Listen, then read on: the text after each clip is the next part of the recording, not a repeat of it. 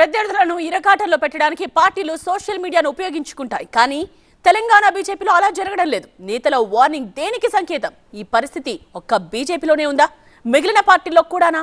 ఈ విషయంపై తెలుగు రాష్ట్రాల్లోని రాజకీయ పార్టీలు ఫోకస్ పెట్టాయా? తెలంగాణలో అతి త్వరలోనే స్థానిక సంస్థల ఎన్నికలు, ఆ తర్వాత ఉప ఎన్నికలు కూడా వచ్చే అవకాశం ఉండడంతో సోషల్ మీడియాను ఫుల్ యాక్టివ్ చేసే పనిలో పడ్డాయి రాజకీయ పార్టీలు. పార్టీ సోషల్ మీడియా విభాగాలతో తెలంగాణ బీజేపీ వర్క్ షాప్ నిర్వహించింది.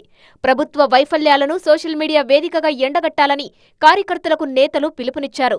సోషల్ మీడియా వేదికగా సొంత పార్టీ నేతలపై కుట్రలు చేసేవారిని వదిలిపెట్టబోమన్నారు ఆ పార్టీ రాష్ట్ర అధ్యక్షులు రామచందర్రావు. కాబట్టి సోషల్ మీడియా చేతిలో ఉంది కదా అని చెప్పేసి, యూట్యూబ్లు చేతిలో ఉన్నాయని చెప్పేసి అడ్డమైన వార్తలు ఈరోజు మన పార్టీ మీద రాస్తే, సర్క్యులేట్ చేస్తే, నాయకుల మీద చేస్తే, మన పార్టీలో ఉన్నటువంటి ఒక మధ్యన కార్యకర్తల మధ్యన, నాయకుల మధ్యన విభేదాలను తేవాలని ప్రయత్నం చేస్తే, తప్పుడు ప్రచారం చేస్తే ఇక పార్టీ ఊరుకునేది లేదు.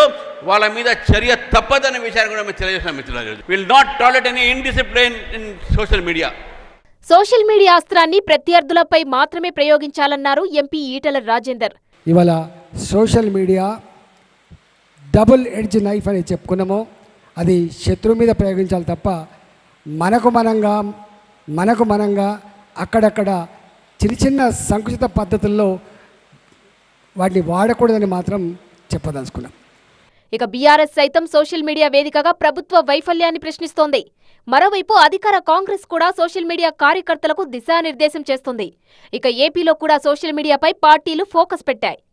ఢిల్లీలో వైసీపీ సోషల్ మీడియా కార్యాలయాన్ని ఆ పార్టీ ఎంపీ గురుమూర్తి ప్రారంభించారు. ప్రభుత్వ వైఫల్యాలు, అబద్ధపు ప్రచారాన్ని ఢిల్లీ వేదికగా తిప్పికొడతామన్నారు.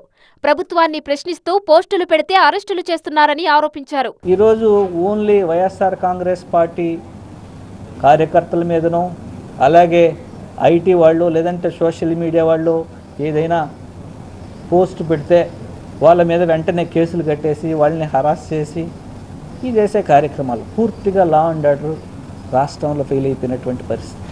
ఏపీలోని అధికార కూటమి కూడా సోషల్ మీడియా విభాగాలను బలంగా తయారు చేసుకుంటోంది.